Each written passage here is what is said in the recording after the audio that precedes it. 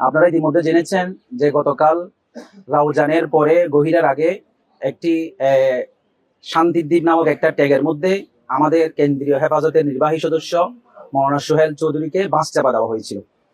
তো আমরা প্রাথমিকভাবে সেটাকে দুর্ঘটনায় ধরেছিলাম, কিন্তু পরবর্তীতে বাস মালিক কর্তৃপক্ষ, তারপর বাস মালিক সমিতি, শ্রমিক ইউনিয়ন, তাদের বিভিন্ন আচরণ এবং রাউজান থানা আর বিভিন্ন কার্যক্রম, বিশেষ করে আমরা যখন মামলা করতে গিয়েছি তখন আমাদের সাথে তাদের মতো করে মামলা রাজি রাখার জন্য আমাদেরকে প্রভাবিত করার চেষ্টা করেছে।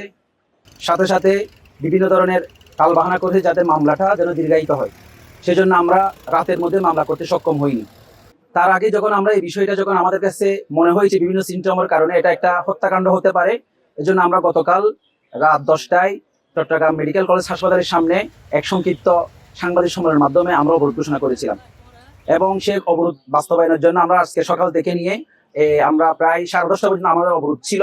10:15 প্রশাসনের সাথে প্রশাসনের ইউনো, এসপি সার্কেল এবং পুলিশের ওসি হাটজারি থানা, হেফাজতের নেতৃবৃন্দ এবং সাথে সাথে শ্রমিক ইউনিয়নের নেতৃবৃন্দ, বাস মালিক কর্তৃপক্ষ সহ আমাদের সাথে একটা আপোষ মীমাংসা হয়েছে। আমরা যে দাবি দাবা দিয়েছিলাম সামান্য কনসিডার করে তারা মেনে নিয়েছেন। আমরা ক্ষতিপূরণের ক্ষেত্রে এখানে 3টা ক্যাটাগরি হয়েছে। একটা ক্যাটাগরি হচ্ছে বাস মালিক কর্তৃপক্ষ দিবে, একটা উপজেলা প্রশাসন থেকে অনুদানের মাধ্যমে আসবে, আর একটা সরকারের একটা ফান্ড রয়েছে, এরকম নিহত হলে তাদের একটা 5 লক্ষ টাকার সে একটা ফান্ডের, এটা আমরা খুব দ্রুত একটা প্রসেসিং তারা করে দিবে প্রশাসন সহ এবং শ্রমিক ইউনিয়নের দায়িত্বশীলরা সহ। পদতা না, যেহেতু আমরা এখন ওনার দাফন কাফনের ব্যবস্থায় যাচ্ছি, যেহেতু আজকে বাদে মাগরিব হাটজারি মাদ্রাসার মাঠে ওনার জানাজা অনুষ্ঠিত হবে।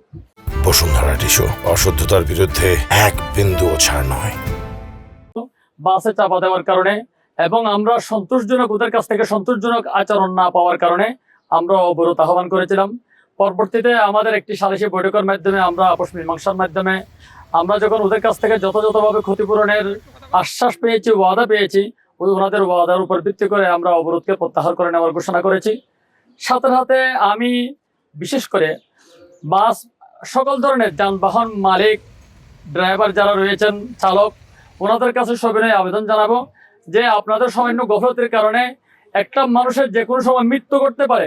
একটা মানুষের মৃত্যু এটা অন্যের কাছে একটি দুর্ঘটনা বা অ্যাক্সিডেন্ট হলেও এটা একটা ফ্যামিলির জন্য পুরো একটি পরিবার ধ্বংস হয়ে যাওয়ার মতো, পুরো একটি পৃথিবী ধ্বংস হয়ে যাওয়ার মতো। সেজন্য আমি মালিক কর্তৃপক্ষের কাছে সবিনয় আহ্বান জানাবো, আপনারা গাড়ি দেওয়ার সময় ওদের যথাযথ লাইসেন্সগুলো যাচাই করে এবং সচেতন, মাদকাসক্ত কোনো ব্যক্তিকে আপনার গাড়ি দেবেন না। অনেক সময় দেখা যায় যে চালকরা হেল্পারকে দিয়ে গাড়ি চালায়, এ ধরনের কোনো আচরণ আপনারা করবেন না। কারণ একটা মানুষের জীবন একটা ফ্যামিলির জন্য পুরো একটি জগৎ, পুরো একটি পৃথিবী, একটা মানুষের একটা পুরো ফ্যামিলির জন্য একটি স্বপ্ন। সেজন্য এই স্বপ্নকে জিয়ে রাখার জন্য আমরা সকলকে সচেষ্ট থাকার আহ্বান জানাচ্ছি।